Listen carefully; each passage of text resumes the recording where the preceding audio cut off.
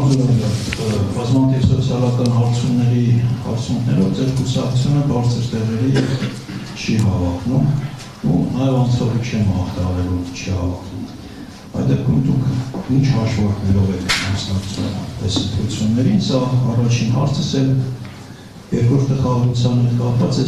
հիմա ձեր ամբողջական խոսքը չեմ հիշում, բայց փորձեմ ձեր միտքը վերարտադրել, որ խաղաղությունը իմացողը դուք եք, խաղաղության բանաձևը մի խոսքով, խաղաղությունը դուք եք։ Այդ դեպքում, եթե ու միշտ դուք եք եղել, այդ դեպքում դուք ինչու շատ երկար ժամանակ իշխանություն չեք։ Հենց այդ պատճառով։ Հեսա կբացատրեմ։ Լավ, առաջի հարցը թե սոցիոլոգիական հարցումները եւ այլն եւ այլն։ Նայեք, ցավոք սրտի Հայաստանում ձևավորվել է շատ անառողջ քաղաքական համակարգ։ Դա երկար տարիների քաղաքական process-ների հետևանք է, բայց այդ համակարգը այնպիսին է, որ ըստ էության մրցունակ են դառնում մեր ընտրական համակարգում միայն այսպես կոչված փողավոր մասնակիցները, այսինքն մարդիկ, ովքեր այն գլխից հարուստ են եւ մտնում են ընտրապայքարի մեջ։ Դա անառողջ քաղաքական համակարգ է։ Այդ նույն մարդիկ ձևավորում են սոցիոլոգիական հարցումները, այդ նույն մարդիկ տիրում են լրատվամիջոցներին եւ սոցիոլոգիական մանիպուլյացիաներով, եւ լրատվական մանիպուլյացիաներով ստեղծում են ժողովրդի մոտ մի պատրանք, որ ահա մենակ այս ուժերն էլ հենց կարող են մտնել պարլամենտ։ Եվ բնականաբար դա աշխատում է, որովհետև ժողովուրդը մեր եւ ամբողջ աշխարհում է այդպես, բայց հիմա հատկապես Հայաստանում է դարձել դա վարվելակերպ, ժողովուրդը անցնում է այսպես կոչված ստրատեգիական քվեարկությանը։ Այսինքն, ստրատեգիական քվեարկության իմաստը որն է, ինքը ասում է, հա ես այս կուսակցությանը հավատում եմ, շատ լավ կուսակցություն է, իր գաղափարները շատ լավն են, բայց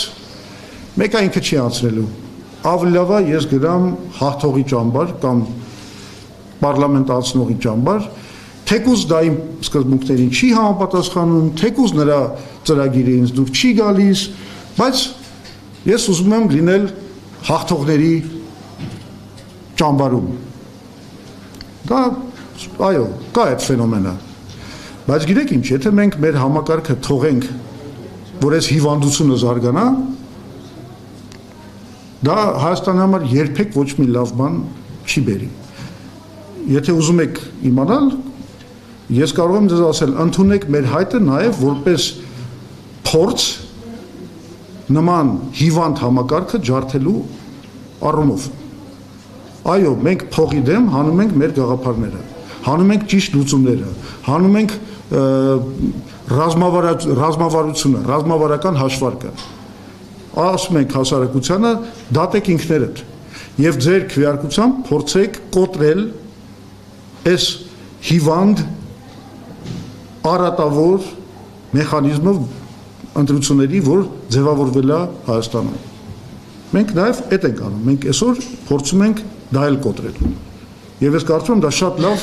առաքելություն է։ Եթե մեզ ուզում են քննադատեն այն մարդիկ, ովքեր ասում են, այ դուք մտնելու եք դաշտ, փոշիացնելու եք ձեր ձայնը, չենք կարողանա Նիկոլ Փաշինյանին հաղթել։ Ես ձեզ վստահեցնում եմ, հիմա ում մասին են խոսում, չէ՞, խոսում են Սամվել Կարապետյանի, խոսում են Գագիկ Ծառուկյանի, Ռոբերտ Քոչարյանի այդ 3 մեծ ճամբարների մասին։ Ես ձեզ վստահեցնում եմ, այդ քաղաքական ուժերից մենք մի ձայն անգամ չենք կարողանալու տանել։ Իսկ եթե տանենք, դա լինելու են բացառություններ։ Մենք մեր ձայները տանելու ենք այն մարդկանցից, ովքեր իսկապես ցանկանում են եւ հավատում են խաղաղության օրակարգին։ Այդ խաղաղության օրակարգը խարդախությամբ, կեղծ մանիպուլյացիաներով այսօր փորձել է գրավել Նիկոլ Փաշինյանը։ Ինքը խաբում է ժողովրդին։ Ինքը ասում է, թե ինչ չընտրեք, այն էլ սահմանադրական մեծամասնությամբ։ սեպտեմբերին լինելու է պատերազմ։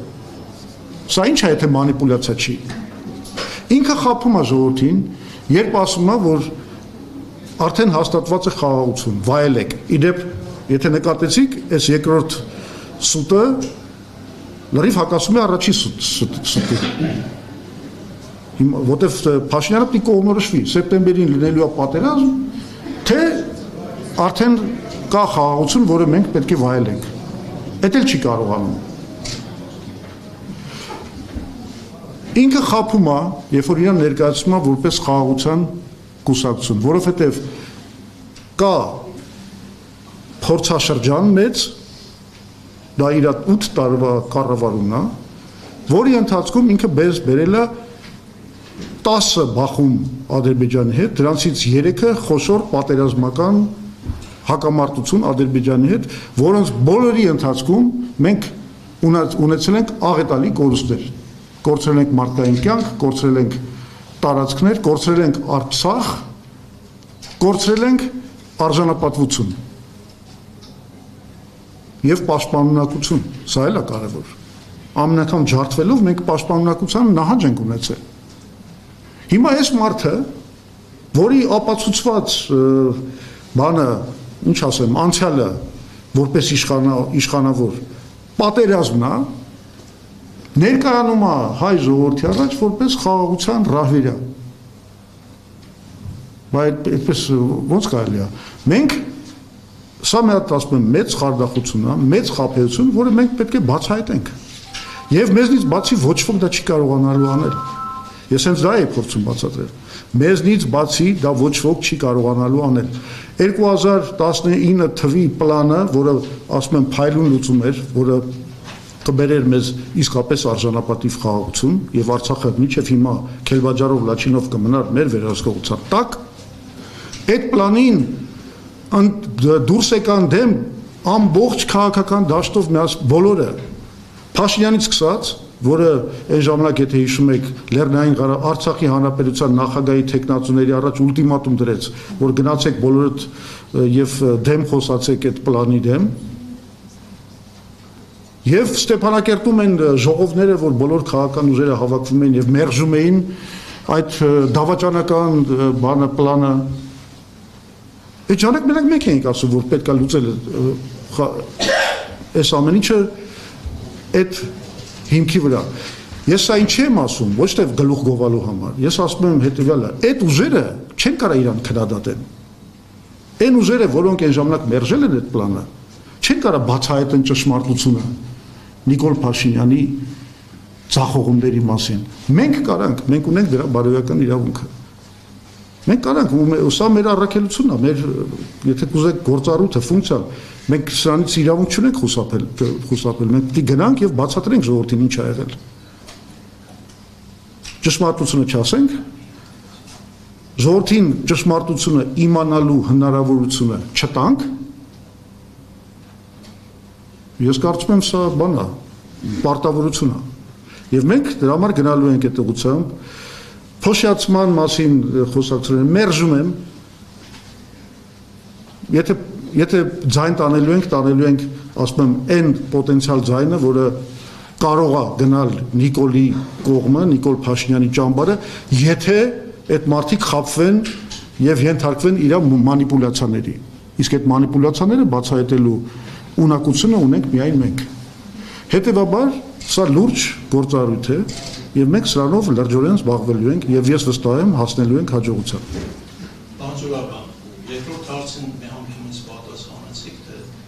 Ինչա՞։ Ասում եմ երկրորդ հարցին էլ պատասխանեցիք։ Բայ այդ չէ խաղաղության։ Չէ, որ ինչու դուք չեք անընդհատ իշխանություն չեք եղել այս վերջին։ Հա, ինձ թվում է պատասխանեցի, հա, ասեցի հետո կբացատրեմ, հա։ Ինչու մենք իշխանություն չենք, եթե խաղաղության կողմնակից ենք։ Հենց այդ պատճառով, եթե մոռացել եք 1998 թվականին Տեր-Պետրոսյանին պարտադրեցին հրաժարական, հենց այն պատճառով, որովհետև ինքը ընտրել էր խաղաղության պլանը։ Այսինքն հենց խաղաղության կողմնակից լինելու պատճառով չենք իշխանություն, որովհետև ցավոք սրտի պարզվեց, որ ժողովրդին ավելի հեշտ է խաբել անիրատեսական պլաններով, ոչ մի թիզականությամբ, հայդատական, չգիտեմ, ինչ-որ երազանքներով, քան ռազմավարական հաշվարկի վրա հիմնված իրատեսական ծրագրերով։ Բայց ի վերջո նաև հասարակությունը մենք բոլորս պիտի դաս սովորենք, չէ՞, այս ամեն ինչից անցած ուղուց։ Հիմա շանս է։ Ամեն անգամ, երբ որ ընտրություններ են, ժողովրդի համար շանս է ինչ որ ընտրություն կատարելու, ինչ որ մի նոր մոդել ընդունելու, ճիշտ մոդել ընդունելու, ճիշտ ռազմավարություն ընտրելու։ Այդ շանսից մենք արդյոք իրավունք ունենք զրկելու մեր ժողովրդին։ Ես չեմ կարծում։